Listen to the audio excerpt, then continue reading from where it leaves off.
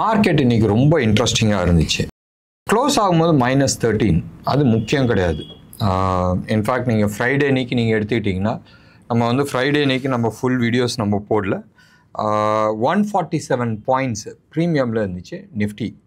And bank Nifty வந்து 242 points ப்ரீமியமில் இருந்துச்சு Friday அன்னைக்கு. பேங்க் நிஃப்டி 450 பக்கமாக கீழே விழுந்துச்சு. நிஃப்டி வந்து ஆல்மோஸ்ட் 400 பாயிண்ட்ஸ் வந்து கீழே விழுந்துச்சு. எல்லா மீடியாலேயும் வந்து நிறைய இவ்வளோ லட்சம் லாஸ் ஆகிடுச்சு, லாங் டேர்ம் கேபிட்டல் கெயின்னால் வந்து கவர்மெண்ட் வந்து ஹெவியாக லூஸ் பண்ணுறாங்க, just to save about $100 billion India விட்டு நிறைய காசு வெளியில் போயிட்டுருக்கு. நிறைய பேர்த்துக்கு தெரிய மாட்டேங்குது. 80 லட்சம் கோடி வந்து அவங்க வந்து உள்ளே இன்வெஸ்ட் பண்ணியிருக்கிறாங்க, இல்லைன்னு நம்ம சொல்ல. பட் அந்த 80 லட்சம் கோடிக்கு அவன் சொல்கிறதுக்கு எல்லாமே நம்ம வந்து தலை ஆட்டிக்கிட்டு இருக்கோம். இது தேவையான்னு கேட்டால் டே நீ தேவையில்லை. எஸ், உன் இன்வெஸ்ட்மெண்ட் தேவை, ரைட்? நீ வந்து பிஸ்னஸ்க்கு வா. ஷேர் மார்க்கெட்டில் வந்து உன் கேஷ் வந்து it's a hot cash, right? காலையில் இங்கே ட்ரேட் பண்ணுவாங்க, டப்புன்னு மத்தியானம் விற்று லண்டனுக்கு எடுத்துகிட்டு போகிறாங்க. So we don't need that hot cash. Hot cash வந்து நம்ம ஊர் ஆளுங்களே சம்பாரிச்சிட்டு போட்டுமே. நீ வந்து எல்லாத்தையும் இங்கே பண்ணிவிட்டு உங்கள் ஊருக்கு எடுத்துகிட்டு போகிறது வந்து நியாயம் கிடையாது. நீங்கள் எடுத்து பாருங்களேன், கேபிட்டல் கெயின் உலகம் பூரா வந்து 12-13% இருக்குது. எந்த ஊர்லேயுமே வந்து ஃப்ரீ கிடையாது. சில பேர் வந்து சொல்கிறாங்க துபாயில் நீ பண்ணு, சிங்கப்பூரில் பண்ணு, அங்கெல்லாம் வந்து டாக்ஸேஷன் ரொம்ப கம்மி, ரைட்? துபாய் நம்ம வந்து ஒத்துக்கலாம், இப்போ வந்து ஃப்ரீ டேக்ஸில் இருக்குது. பட் ஏதாச்சும் ஒரு காலகட்டத்தில் அவனும் டைட் பண்ணுவோம். There is nothing call free lunch, right?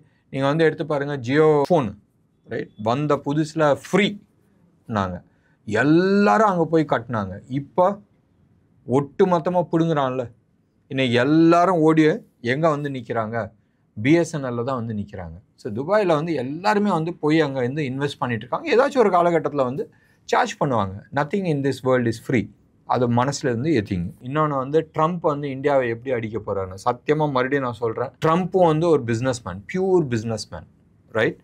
And மோடியும் வந்து பியூர் பிஸ்னஸ்மேன், குஜ்ஜு, ரைட்? அண்ட் ஒன்றும் பெருசாக நடக்காது. ஸோ வெயிட் பண்ணிகிட்டே இருக்கிறாங்க.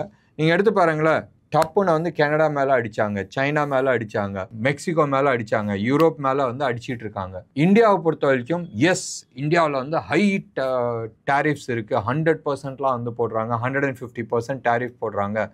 We need to sit and talk. ஞாபகம் வச்சுங்க, மற்றவங்கள்ட்டலாம் பேசணுன்னு கூட ஆசைப்படல, டப்புன்னு அடித்தார். இந்தியாவை பொறுத்த வரைக்கும் we need to sit and டாக்குன்னாங்க. ஸோ இதுதான் வந்து பேஸ். எப்படியா இருந்தாலும் நம்ம ஆள் போயிட்டுருக்காரு, நம்ம industrial minister and cum electronic, right? அவர் வந்து போயிட்டுருக்காரு யூஎஸ்க்கு, பியூஷ் கோயல் போயிட்டுருக்காரு. So we have to wait and see யூஎஸில் வந்து என்ன டிஸ்கஷன் நடக்க போகிறாங்கன்றது ஒன்று. அடுத்த 2 நாளில் வந்து இந்தியாவை பொறுத்த வரைக்கும் கிளாரிட்டிஸ் வந்துடும். யூஎஸ் மார்க்கெட்டில் ஒரு புல் பேக் வருதான்றது பார்க்கணும், இந்தியன் மார்க்கெட்லேயும் ஒரு புல் பேக் வருதான்றது பார்க்கணும். ஆல்மோஸ்ட் 1000 பாயிண்ட்ஸ் கீழே விழுந்துச்சு. இன்றைக்கும் நீங்கள் எடுத்து பாருங்கள், ஒரு 100 பாயிண்ட்ஸ் ப்ளஸில் விழுந்துச்சு, ப்ளஸில் ஆரம்பிச்சிச்சு. மெயின் ரீசன் என்ன? ஃப்ரைடே அன்னைக்கு யூஎஸ் வந்து ப்ளஸில் க்ளோஸ் ஆச்சு. ஸோ இன்றைக்கி வந்து அந்த ப்ளஸ்ஸை வந்து எடுத்துகிட்டு வந்தாங்க. ஆனால் நம்ம ஆளுங்க என்ன பண்ணாங்க, நிறைய ஹெவி ஷார்ட்டில் இருந்தாங்க. ஸோ இன்றைக்கி இங்கேயே ஷார்ட் கவரிங் முடிஞ்சிருமான்னு பார்த்தால் அவங்க வந்து மார்க்கெட்டை வந்து கீழே இழுத்துட்டு வந்தாங்க. ஆல்மோஸ்ட் ஒரு 10-10:30 மணி வரைக்கும் எடுத்திங்கன்னா -100க்கு போயிடுச்சு. அந்த -100லேருந்து ஒரு 12 மணிலேருந்து மேலே தூக்குச்சு. ஸோ எடுத்து பாருங்கள், மேலேருந்து பார் ஓப்பன் ஆச்சு, கீழே வந்துச்சு, மறுபடியும் மேலே போச்சு. க்ளோஸ் ஆனது வந்து ஒரு ஹேமர். 1000 பாயிண்ட்ஸ் கீழே விழுந்ததுக்கப்புறமா ஒரு ஹேமர் வருதுன்னு சொன்னால் நல்லா இருக்குல்ல? So it is showing a bullish reversal probably.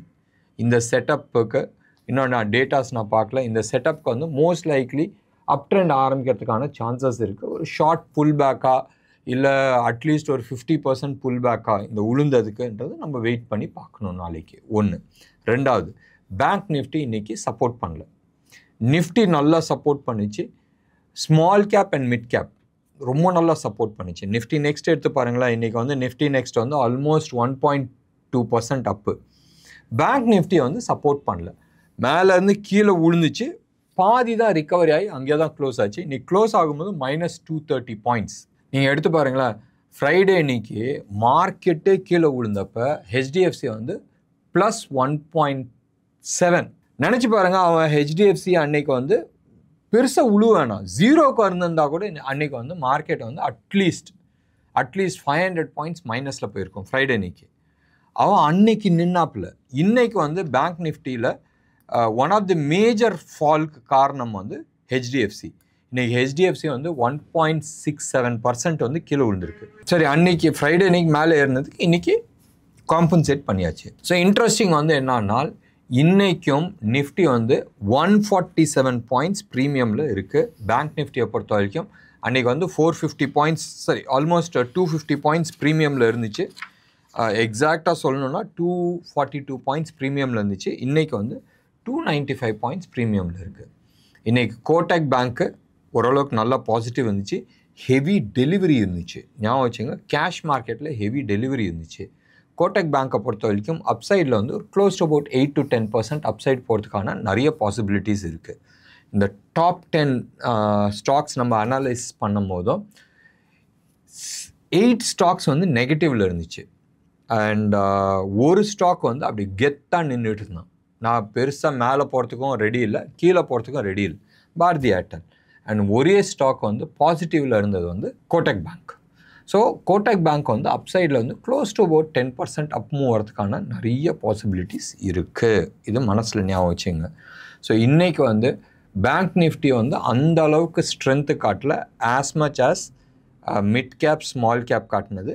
இதுக்கு அடுத்தது தான் வந்து நம்மளோட நிஃப்டி வந்து காட்டியிருக்கு. கோல்டு வந்து இன்டர்நேஷ்னல் ப்ரைஸில் வந்து ஓரளவுக்கு நல்லா ஏறி இருக்குது. நீங்கள் வந்து எடுத்து பார்த்தீங்கன்னா ரைட் நவ் இந்த ப்ரோக்ராம் வந்து சம்வேர் க்ளோஸ் டு அபவுட் 610 பக்கமாக நம்ம வந்து ரெக்கார்ட் பண்ணுறோம். டாலர் இண்டெக்ஸ் வந்து 0.7% கீழே விழுந்திருக்கு. மீண்டும் 107 கீழே வந்து டாலர் இண்டெக்ஸ் வந்திருக்கு. டாலர் இண்டெக்ஸ் விழுந்தால் என்ன ஆகும்? கமாடிட்டிஸ்லாம் தூக்கிட்டு மேலே போகும். கோல்டு வந்து க்ளோஸ் டு அபவுட் 1.3% ஏறி இருக்குது. அதாவது $38 வந்து ஏறி இருக்குது. ரெண்டாவது வந்து சில்வர் 2.1% வந்து ஏறி இருக்குது. க்ரூட் ஆகட்டும், க்ரூட் வந்து ஜாஸ்தி ஏறல, அது வந்து 0.5 தான் ஏறி இருக்குது. காப்பர் வந்து ஆல்மோஸ்ட் 1.23% வந்து ஏறி இருக்குது. ஸோ மெட்டல்ஸ் எல்லாமே வந்து ஓரளவுக்கு இன்டர்நேஷ்னல் மார்க்கெட்டில் ஏறி இருக்குது. அதுக்கான ரிஃப்ளெக்ஷன் இந்தியன் மார்க்கெட்லேயும் காட்டுது. நீங்கள் எடுத்து பாருங்கள், ஃப்ரைடே இன்றைக்கி கோல்டெல்லாம் வந்து 8,750 அந்த ரேஞ்சில் வந்துடுச்சு. இது 24 கேரட் சென்னையோட ஹோல்சேல் ரேட் கோல்டு. இன்றைக்கி மீண்டும் 8,820 அந்த லெவலில் வந்து right now 24 carat gold gold வந்து ட்ரேட் ஆகிட்டுருக்கு. சில்வரை பொறுத்த வரைக்கும் மீண்டும் 98,000 ரைட், நம்ம 93,000 நினைக்கிறேன் வெள்ளிக்கிழமைக்கு அந்த ரேட் வந்துருந்துச்சு. இன்றைக்கி மீண்டும் 98,000 rupees per kg of silver வந்துருச்சு. ருப்பியை பொறுத்த வரைக்கும் somewhere close to about 87 rupees 31 paisa அந்த லெவலில் வந்து ட்ரேட் ஆகிட்டுருக்கு. ஸோ ருப்பி வந்து ஜாஸ்தி வந்து அதாவது டாலர் இண்டெக்ஸ் கீழே விழுந்ததுக்கு இது வந்து இன்னும் கூட கொஞ்சம் ஸ்ட்ராங்காக இருக்கணும். பட் அந்த அளவுக்கு வந்து ஸ்ட்ராங் ஆகலை. இந்தியன் மார்க்கெட்டில் வந்து இன்றைக்கி வந்து கேபிட்டல் குட்ஸ் செம்ம ஸ்ட்ராங் பர்ஃபார்மன்ஸ். இன்ஃபேக்ட் இன்றைக்கி வந்து கேபிட்டல் குட்ஸ் தான் வந்து டாப் பர்ஃபார்மராக இருந்துச்சு. நம்ம ஊரில் இருக்க டிஐ இந்தியா அவங்க தான் வந்து இன்றைக்கி டாப் பர்ஃபார்மர். 7.2% வந்து அப்பா இருந்துச்சு. ஏன் தெரியுமா? நம்ம ஹைப்பர் லூப்புன்ற அந்த கான்செப்ட் இருக்குது ரைட். ஆல்மோஸ்ட் ஒரு 70 வருஷத்துக்கு முன்னாடி பிரிட்டனில் வந்து ஒருத்தர் கண்டுபிடிச்சார். அண்ட் எலான் மஸ்க் வந்து ஹைப்பர் லூப்புன்ற கான்செப்ட் போட்டு ஒரு டியூப் போட்டு அந்த டியூபுக்குள்ளே ஒரு சின்னோண்டு ட்ரெயினை போட்டு ஒரு க்ளோஸ் டு அபவுட் ஒரு 20 பேர் அந்த ட்ரெயினில் உட்காந்து சர்ன்னு நம்ம போகலாம். இப்போ ஸ்பீடு வந்து it could fly somewhere around, ஃப்ளைன்னு சொல்ல வேணாம், ஏன்னு சொன்னால் அந்த டியூபுக்குள்ளே வந்து மேக்னெட்டிக் வேவில் வந்து போகுது. அப்படி போகும்போதும் என்ன ஆகுதுன்னு சொன்னால் எந்த விதமான ஃப்ரிக்ஷன் கிடையாது, அதுக்கு வீல் கிடையாது, செவுத்தில் எங்கேயுமே உரசிட்டு போகல. ஸோ அப்படி பறந்துட்டு போகுது உள்ளே ரைட். அப்படி போகும்போது somewhere close to about 800-900 km/h ஸ்பீடுக்கு வந்து டச் ஆகுது. அப்போ சென்னையிலேருந்து டெல்லிக்கு நீங்கள் எடுத்துக்கிட்டிங்கன்னு சொன்னால் க்ளோஸ் டு அபவுட் 2 hours நம்ம போயிட முடியும், 2.5 hours போயிட முடியும். நினச்சி பாருங்களேன், நல்லா இருக்குல்ல. ஸோ இப்போ ஹைப்பர் லூப் ஃபஸ்ட்டு வந்து ஒரு சின்ன ட்ரையல் வந்து போட்டாங்க. இப்போ வந்து 50 கிலோமீட்டருக்கான ட்ரையல் போடுறாங்க. அந்த டியூப் வந்து அந்த சேனல் இருக்குல்ல, அந்த இது வந்து டிஐ இந்தியா தான் வந்து பண்ணுறாங்க. நினச்சி பாருங்கள், டிஐ இந்தியா 50 கிலோமீட்டருக்கான அந்த டியூப் வழி பண்ணி சக்ஸஸ் ஆயிடுச்சு. ஏன்னு சொன்னால் ஐஐடி மெட்ராஸ் பண்ணிகிட்ருக்காங்க, அவங்க டெக்னாலஜி போட்டாங்க. 50 மீட்டருக்கான இது பண்ணி பயங்கர சக்ஸஸ்ஃபுல்லாக 50 500 மீட்டர்னு நினைக்கிறேன், 500 மீட்டர் போட்டு சக்ஸஸ்ஃபுல்லாகி சூப்பராக போயிட்டுருக்கு. ஸோ இப்போ வந்து 50 கிலோமீட்டருக்கு பண்ணி சக்ஸஸ் ஆகிடுச்சின்னு சொன்னால் நினச்சி பாருங்களேன், Bangalore, Chennai to Bangalore around 350 kilometres இது டிஸ்டன்ஸு. இப்போயே வந்து எக்ஸ்பிரஸ் ஹைவே போட்டிருக்காங்க. பெங்களூரில் ஏறி உட்காந்து சென்னைக்கு வந்து அடுத்த ஒரு 30 மினிட்ஸில் வரீங்க, இல்லை 25 மினிட்ஸில் வரீங்கன்னா எப்படி இருக்கும்? அதான் அட்வான்டேஜ். ஸோ இந்த ஹைப்பர் லூப்க்கான டெக்னாலஜி நம்பூர் ஆளுங்க பண்ணுறாங்க. இவங்க வந்து அதுக்கான மெட்டல் டியூப் வந்து சப்ளை பண்ணுறாங்க, வேக்யூம் டியூப்பில். ஸோ கொஞ்சம் ஹையர் இதாக தேவைப்படுது. ஸோ அதனால இது இன்க்ரீஸ் ஆகிருக்கு. அடுத்தது வந்து சுப்ரீம் இண்டஸ்ட்ரியும் வந்து ஆல்மோஸ்ட் 5.7% ஆகிருக்கு. வோல்டாஸ், வெயில் வருதில்ல, இன்றைக்கி அடிக்கிற வெயில் வந்து சரியான வெயில், நேற்றுலாம் வந்து வெளியில் உட்கார முடியல. ஸோ வோல்டாஸ் வந்து மேலே ஏறி இருக்குது. இன்னொன்று வந்து ஒரு இன்ட்ரெஸ்டிங் சப்ஜெக்ட். நீங்கள் வந்து நேற்று வந்து ஒரு மீடியா ரிப்போர்ட் பார்த்துட்டு இருக்கும்போதும் நம்ம அல்ட்ராடெக் இருக்குல்ல, அல்ட்ராடெக் சிமெண்ட், நம்ம Aditya Birla group, right? UltraTech cement வந்து திடீர்னு வந்து ஒரு டைவர்சிஃபிகேஷன் போகிறாங்க. சிமெண்ட் பிஸ்னஸில் அவங்க நம்பர் 1, ரைட்? அவங்கள சேலஞ்ச் பண்ணுறதுக்கு தான் அதானி குரூப் வந்து உள்ளே வந்திருக்கு. பட் டக்குன்னு வந்து அனௌன்ஸ்மெண்ட் பண்ணியிருக்கிறாங்க, நான் ஒயர் பிஸ்னஸில் வரப்போகிறேன், ரைட்? ஆல்மோஸ்ட் ஒரு 1800 கோடின்னு நினைக்கிறேன் அவங்க வந்து இன்வெஸ்ட் பண்ணுறாங்க. இன்வெஸ்ட் பண்ணிட்டாங்க, குஜராத்தில் தான் பிளான்ட் போடுறாங்க. டிசம்பர் 2026 அவங்களோட அல்ட்ராடெக் ஒயர்ஸ் வந்து வராங்க. ரியல் எஸ்டேட் தானே, பில்டிங் கட்டுறதுக்கு நீ சிமெண்ட் வாங்கும்போது அப்படியே ஒயர்ஸ் வாங்கிக்கு. இந்தியாவில் க்ளோஸ் டு அபவுட் 60%, 60% வந்து இன்னமும் ஒயர்ஸ் வந்து அன்ஆர்கனைஸ் செக்டாரில் தான் இருக்குது. இந்த ஒரு ரீசன்னால் பாலிகேபு மற்ற கேபிள் கம்பெனிஸ் எல்லாமே வந்து ஃப்ரைடே அன்னைக்கு அடி வாங்கியிருக்கிறாங்க.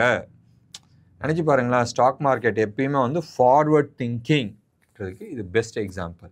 பாலிகேப் செம்ம லாபத்தில் இருக்கிறான், ரைட்? ஏன்னு சொன்னால் அவனோட ரைட் நடந்துச்சு 2024. ரைட் நடந்தப்போ தான் பெருசாக கீழே வந்துச்சு. என்ன ரைடில் என்னான்னு சொன்னால் 100 ரூபா ப்ராடக்ட்டு இவங்க 80 ரூபான்னு கணக்கு காட்டுறாங்க. அப்போ தலைவருக்கு வந்து எக்ஸ்ட்ரா 20 ரூபா லாபம் கிடைக்குது. அதுதான் குற்றச்சாட்டு. வெளியில் காட்டுறது இல்லை, இன்னும்லாம் காட்டு. அப்போ கம்பெனியோட ப்ராஃபிட்டபிலிட்டி எப்படி போகும்? ஸோ இதனால தான் அல்ட்ராடெக் உள்ளே வந்திருக்கு. நல்லது, நிறைய கிராஸ் செல்லிங் ஆஃப் ப்ராடக்ட்ஸ் நடந்துகிட்ருக்கு. ஆதித்யா பிர்லா ஏற்கனவே வந்து பெயிண்டில் வந்தாச்சு, இப்போ வந்து கேபிள் பிஸ்னஸ்லேயும் வந்துருச்சு. ஸோ வெயிட் பண்ணி பார்க்கலாம் ஸ்டீல் பிஸ்னஸ்லேயும் வரப்போகிறாங்களான்றது. மல்டிபிள் வந்து தானே ஆகணும். நீங்கள் அதே மாதிரி ஃபைனான்ஸ் செக்டாரில் என்பிஎஃப்சியில் எடுத்துக்கிட்டிங்கன்னா ஆர்இசி, பிஎஃப்சி, ஹெச்டிஎஃப்சி, ஏஎம்சி இவங்க எல்லாமே வந்து பெருசாக கீழே விழுந்திருந்தது. இன்றைக்கி வந்து ரிவர்சல் ஆகிருக்கு. டாடா மோட்டார்ஸ், ஓகே, நம்ம இந்த சைடு எடுத்துக்கலாம். டிவிஎஸ் நேற்று வந்து ரிப்போர்ட் வந்துருந்துச்சு, யாரெல்லாம் வந்து பிப்ரவரி மாதத்தில் வந்து நல்லா சேல்ஸ் பண்ணியிருந்தாங்க. டாட்டா ரொம்ப நல்லா பண்ணியிருக்கிறாங்க, மாருதி நல்லா பண்ணியிருக்கிறாங்க, ஹோண்டாய் அடி வாங்கிடுச்சு. நம்பர் 1 யாருன்னு சொல்லுங்கள்? நம்ம மஹேந்திரா அண்ட் மஹேந்திரா. வண்டி கலக்கலான வண்டி விட்டுருக்காங்களே, எஸ்யூவில் மீண்டும் நான் தான் கிங்ன்றது எஸ்டாப்ளிஷ் பண்ணியிருக்கிறாரு மஹேந்திரா அண்ட் மஹேந்திரா. 1. 2வது Tata Motors, Punch, number 1 selling vehicle. ஆனால் இன்ட்ரெஸ்டிங் பார்ட் வந்து மாருதியோட சேல்ஸ் வந்து நல்லா இம்ப்ரூவ் ஆகிருக்கு. அண்ட் 1. 2வது முக்கியமான விஷயம், 10 மாதத்தில், ரைட், பிப்ரவரியோட 11 மாதம், இந்த 11 மாதத்தில் வந்து ஆல்ரெடி 20 லட்சம் வெஹிக்கல்ஸ் அவங்க விற்றுட்டாங்க. So that means next month வந்தால் அவங்களோட ரெக்கார்ட் சேல்ஸ் இருக்கிறதுக்கான வாய்ப்புகள் இருக்குது. ஸோ அதுக்கான ரிஃப்ளெக்ஷனை வந்து இன்றைக்கி மார்க்கெட்டில் காட்டிச்சு. டிவிஎஸ் ஆஸ் யூஷுவல் அவங்களோட பர்சன்டேஜ் ஆஃப் சேல்ஸ் வந்து இன்க்ரீஸ் ஆகிருக்கு. அதனால் இன்றைக்கி 4.1% அப்பாக இருந்துச்சு. Apollo tyres technical reasons, Eicher மோட்டரும் technical reasons. Mahindra and Mahindra it has gone up by 1.1%. மற்றது எல்லாமே போட்டு மிதிச்சிட்டாங்க. ஸோ கோல்டு சில்வர் நம்ம பார்த்துட்டோம், இன்டர்நேஷ்னல் மார்க்கெட் பார்த்துட்டோம், இந்தியன் மார்க்கெட் பார்த்துட்டோம்.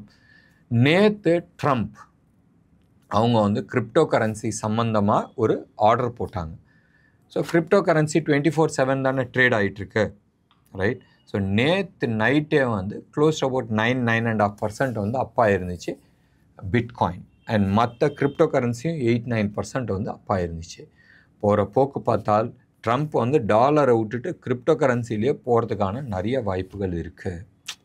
அதுக்கு வாய்ப்பே கிடையாதுப்பா, சும்மா நான் சொன்னேன். But crypto currency the way Trump and Elon Musk வந்து ப்ரொமோட் பண்ணுறது பார்த்தால் அது 1 லட்சம் இல்லை, 1,20,000, 1,30,000 வரைக்கும் போகுன்ற மாதிரி தோணுது. என்ன நேயர்களே, இன்றைக்கி ப்ரோக்ராம் உங்களுக்கு பிடிச்சிருந்துச்சுன்னா லைக் பண்ணுங்கள், ஷேர் பண்ணுங்கள். டெஃபினட்டாக உங்களோட கமெண்ட் பாக்ஸில் கொடுங்க. நன்றி, வணக்கம்.